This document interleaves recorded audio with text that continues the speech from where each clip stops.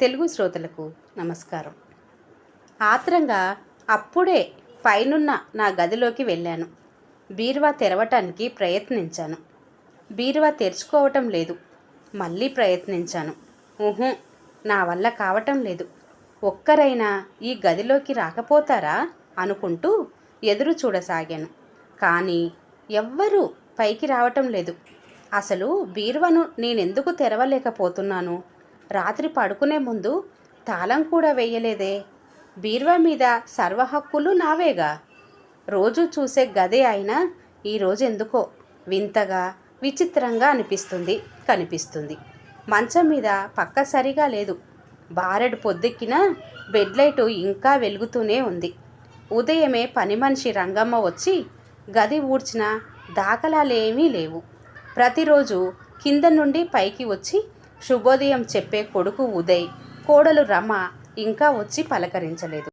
School బ్యాగ్తో వచ్చి bye బామ్మ అంటూ ఆప్యాయంగా పలకరించే మనవడు అభి కూడా రాలేదు. ఈరోజు ఆదివారం కూడా కాదాయే. మరి ఈరోజు ఈ ఇంటికేమైంది? వీళ్ళంతా ఎక్కడా? తనను ఒంటరిని చేసి కారులో ఏ అప్పన్నపల్లి వెంకన్నబాబు గుడికో వెళ్ళిపోయారా? కనీసం నాకు చెప్పాలని కూడా అనిపించలేదా? ఎన్నో ప్రశ్నలు, కానీ ఒక్క జవాబు కూడా లేదు. బీరువా తెరవలేక ఏమి చెయ్యాలో తెలియక ఒక్కసారిగా బాల్కనీ వద్దకు వెళ్ళాను. కిందకు చూశాను. కింద చాలామంది ఉన్నారు. వారిలో ఉదయ్, రమ, మా అక్క, అన్నయ్య, పిన్ని, బాబాయ్, ఇలా బంధువులు, ఇంకా స్నేహితులు, ఇరుగు పొరుగు వాళ్ళు అంతా పోర్టికోలో కూర్చొని ఉన్నారు. ఇంత పొద్దున్నే వీళ్ళంతా ఎలా వచ్చారు? ఎందుకు వచ్చారు? ఉదయ్ దీనంగా ఎటో చూస్తున్నాడు. రమ ఉదయ్ పక్కనే కూర్చుంది. అప్పుడే లేచి ఫ్రీజర్ బాక్స్ ముందు పెట్టిన దీపంలో నూనె పోసింది. ఆ బాక్స్లో నిర్జీవంగా పడుకొని ఉన్న వారి వంక పరిశీలనగా చూశాను. వెంటనే నవ్వొచ్చింది. ఆ పార్థివ దేహం నాదే కదూ? అలా పడుకున్నది నేనే కదూ? అవును, ఇప్పుడు గుర్తొస్తుంది. తెల్లవారుజామునే లేచేసరికి గుండె బరువుగా ఉన్నట్లు అనిపించింది. ఛాతీలో విపరీతమైన నొప్పి. భరించలేని ఆ నొప్పితోనే మంచం పక్కనే ఒక్కసారిగా కుప్పకూలిపోయాను. నేను మరణించాను. అవును, నేనే మరణించాను. అందుకే అందరూ నా చుట్టూ విషన్న వదనాలతో కూర్చొని ఉన్నారు. మౌనం పాటిస్తున్నారు. బామ్మ లేవదా? మాట్లాడదా? 6 ఏళ్ల అభి తెలిసి తెలియకుండా వేసిన ప్రశ్నకు జవాబివ్వలేక ఉదయ్ వాడిని దగ్గరకు తీసుకుంటూ తడిబారిన కళ్ళను తుడుచుకున్నాడు. చెల్లి, నాకంటే చిన్నదానివైనా నాకంటే ముందే వెళ్ళిపోయావా? అన్నయ్య ఫ్రీజర్ బాక్స్ పైనున్న అద్దంలోంచి నన్ను చూస్తూ అంటున్నాడు. నిన్నే అన్నయ్యకు ఫోన్ చేద్దామనుకున్నాను. అంతలోనే రేపు చేద్దాంలే అని వాయిదా వేశాను. కానీ రేపు అనేది ఇక నా జీవితంలో లేదుగా, మళ్ళీ రాదుగా. అక్కతో కూడా మాట్లాడలేకపోయాను. ఇప్పుడు మాట్లాడగలనా? నన్ను నేను తిట్టుకున్నాను. ఊరుకోరా, అక్క ఏడుస్తూనే అన్నయ్యను ఓదారుస్తుంది. నిద్ర మాత్రలు వేసుకుంటే గానీ నాకు నిద్ర రాదు. అటువంటిది ఆ బాక్సులో నిశ్చింతగా నిద్రపోతున్నాను. నిద్ర సుఖమెరుగదంటారు. అందుకే ఇది మామూలు సుఖనిద్ర కాదు, శాశ్వత నిద్ర. అన్నయ్య తర్వాత ఒక్కొక్కరు వచ్చి ఫ్రీజర్ బాక్స్ ముందు నిలబడి వారికి నాతో గల జ్ఞాపకాలను గుర్తు చేసుకుంటూ బాధపడుతున్నారు. శ్రద్ధాంజలి ఘటిస్తున్నారు.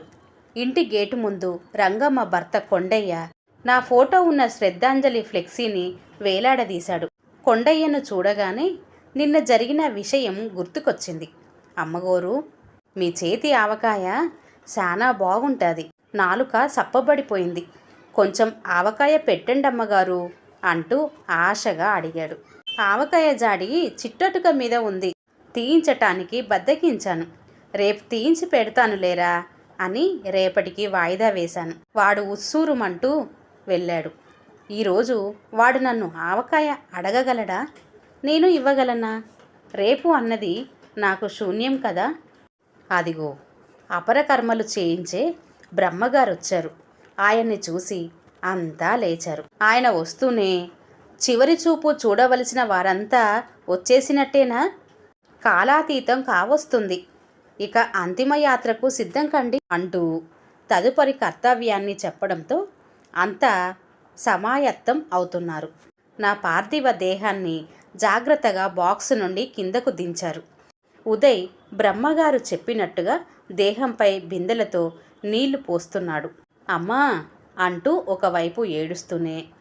వాడి పిలుపు వినగానే, ఉదయ్ నేను నీ పక్కనే ఉన్నానురా అంటూ ఒకవైపు నేను అరుస్తున్నా వాడికి వినబడటం లేదు.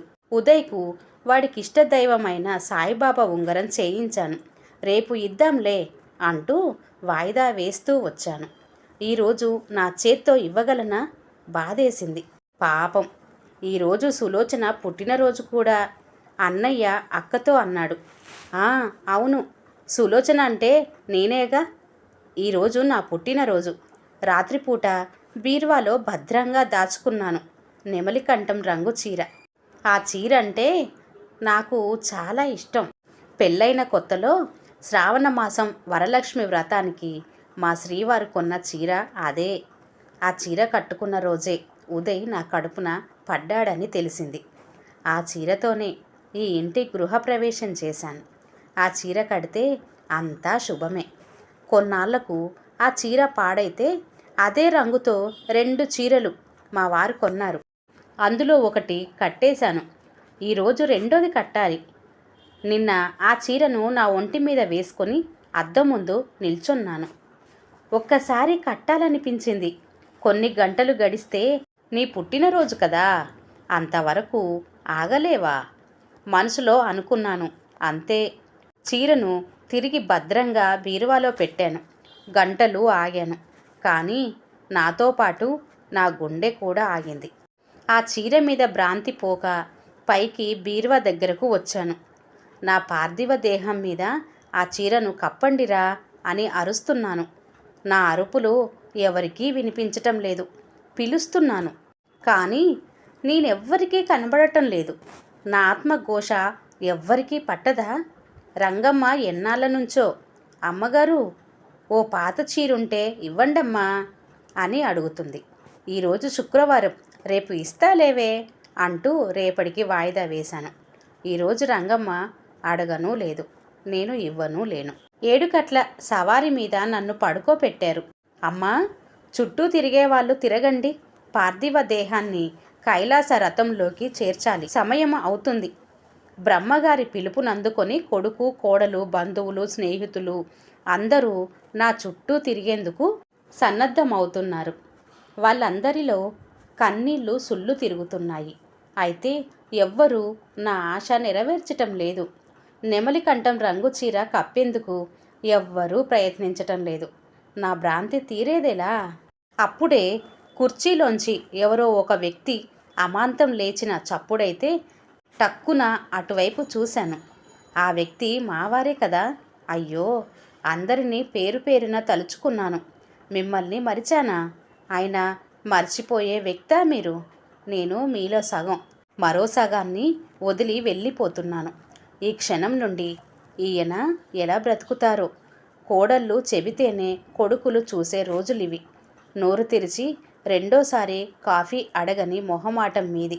పరమేశ్వరా, మా వారికి ఏ కష్టం కలగకుండా చూడవయ్యా అంటూ వేడుకున్నాను. చుట్టూ తిరగవలసిన వాళ్ళెవరైనా ఇంకా ఉన్నారా? బ్రహ్మగారు అడుగుతున్నారు. మా వారు పైకి వెళ్ళి గబగబా కిందకు వచ్చారు. అందరూ ఆయన్ని గమనిస్తున్నారు. ఆయన చేతిలో నెమలికంఠం రంగు చీర.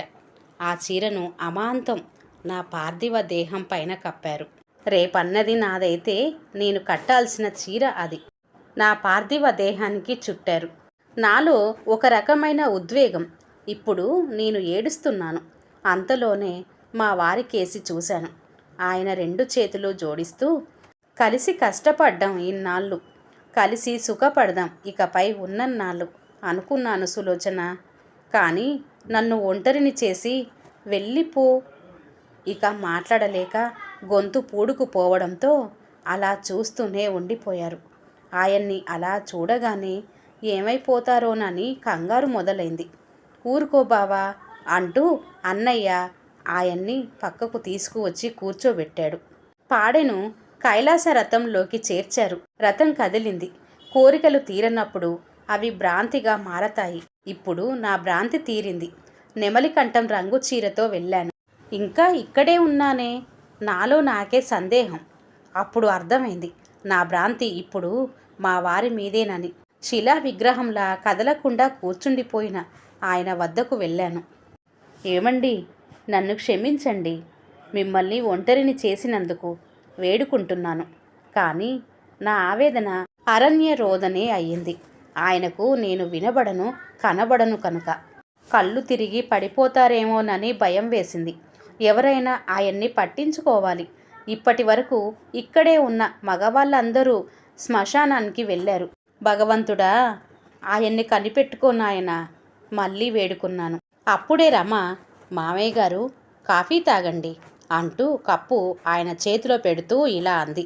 మామయ్య గారు, మీరు రోజు ఉదయం పూట 2 సార్లు కాఫీ తాగుతారని నాకు తెలుసు. కానీ ఉదయం నుండి బాధలో ఉండిపోయి ఒక్కసారి కూడా తీసుకోలేదు. నీరసంగా ఉన్నారు. కాఫీ తాగండి. అత్తయ్య లేని లోటు తీర్చలేనిది కాదనను, కానీ మీకు ఏ లోటు రానివ్వకుండా చూసుకునే బాధ్యత మాది. ఆ మాటలు వినగానే రమ గొప్ప మనసు అర్థమైంది. రమ, చిన్నదానివే ఆయన నీకు చేతులెత్తి నమస్కరిస్తున్నా అంటూ చేతులు జోడించాను. ఆయన కాఫీ కప్పు అందుకున్నారు. ఒక్కసారిగా పైకి చూసి తిరిగి రమ వైపు చూస్తూ, రమా, రాత్రి పడుకోబోయే ముందు ఏమండి, ఈ సెల్ చేతిలో ఉన్న ప్రతి మనిషితోటి వ్యక్తితో మాట్లాడటం తగ్గించేశారు. మీరు కూడా అంతేనా? రేపు నా పుట్టినరోజు, మనసారా మాట్లాడండి అని మీ అత్తగారు నా చేతిలో ఉన్న సెల్ను లాక్కుంది. నాకు కోపం ఎక్కువైంది. ఆ సెల్ను తీసుకుంటూ, మనమేమైనా కొత్తగా పెళ్ళైన వాళ్ళమా? నోరు మూసుకొని పడుకోమంటూ గట్టిగా కసిరాను.